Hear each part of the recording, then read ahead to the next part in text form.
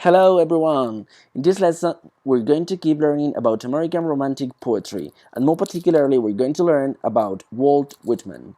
I'm going to divide the lesson into three main points. First, we will review some key facts about the Civil War. Then, we will learn about Walt Whitman's style. And finally, we will start reading and analyzing one of his poems. So, Whitman wrote during and after the Civil War, which was an event that took place in America between 1861 and 1865. It was a conflict between the North and the South because they had different interests. The key point was, however, that the North was against slavery and the South was in favor of slavery. So when Lincoln became President of the United States in 1861 and he advocated for the abolition of slavery, the war started very soon.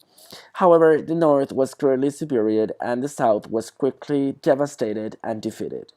The end of the war meant the abolition of slavery in America with the 13th Amendment to the Constitution, and also the industrialization of the whole country and a lot of migration to the North. But what happened with the literature of the time? Well, the Civil War was a transitional period from Romanticism, which was coming to an end, to Realism, which is the new movement that we will study next term. During this time, two brilliant poets started to produce their writings, and they were Walt Whitman and Emily Dickinson. As I told you, in this video, we will study and we will focus on Whitman.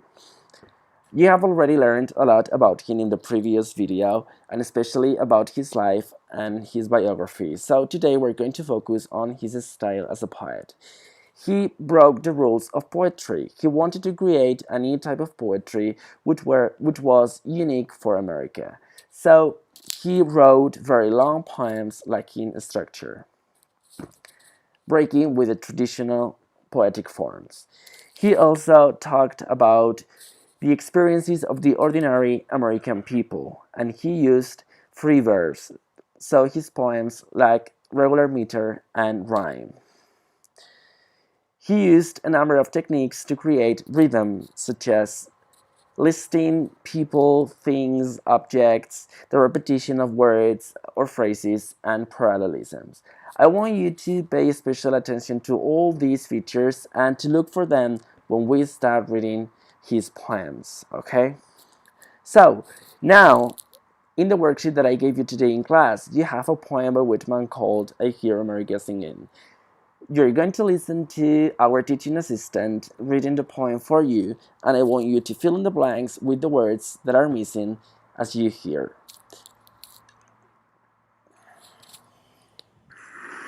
I hear America singing, the varied carols I hear, those of mechanics, each one singing his, as it should be blithe and strong, the carpenter singing his, as he measures his plank or beam, the mason singing his, as he makes ready for work or leaves off work, the boatman singing what belongs to him and his boat, the deckhand singing on the steamboat deck, the shoemaker singing as he sits on his bench, the hatter singing as he stands, the woodcutter's song, the plowboy's on his way in the morning, or at noon intermission, or at sundown, the delicious singing of the mother, or of the young wife at work, or of the girl sewing or washing, each singing what belongs to him or her and to none else, the day what belongs to the day, at night the party of young fellows, robust, friendly, singing with open mouths their strong melodious songs.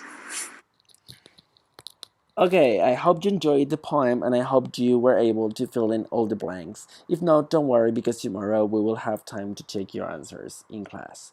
So, what I want you to do now is to make sure that you understand the meaning of all the words, and if not, use any of the online dictionaries that I gave you to check the meaning of those words that you don't understand, and then to look for features of Whitman's style, more particularly look for those techniques that he used to create rhythm.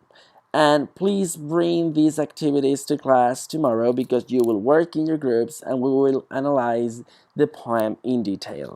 Okay, so this is all. I hope you enjoy the lesson and see you tomorrow in class.